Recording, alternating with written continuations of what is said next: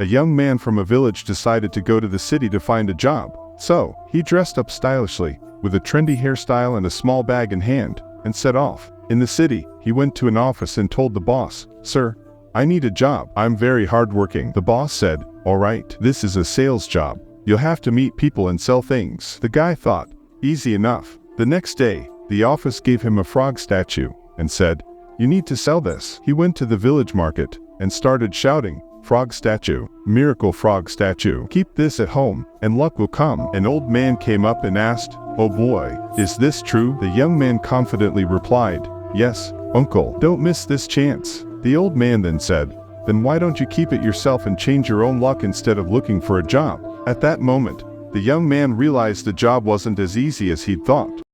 One day, a young boy was rushing through the market. Suddenly, he noticed an elderly woman, whose vegetables were slowly falling from her bag onto the street. She hadn't even noticed, and as her bag got lighter, she just looked around, confused. The boy went up to her and said, "Grandma, your vegetables are falling out." The elderly woman looked surprised and said, "Oh, dear, I didn't even realize." The boy then held her bag and said, "Here, let me help you pick them up and put them back." After gathering all the vegetables, the elderly woman smiled warmly and said, "You're my hero today, young man." The boy grinned and said, "A hero isn't a hero without a superpower, right? From now on, call me the veggie collecting hero." The woman laughed and said, "Your superpower has truly helped me. Thank you, dear." And that's how one small act became the day's biggest joy.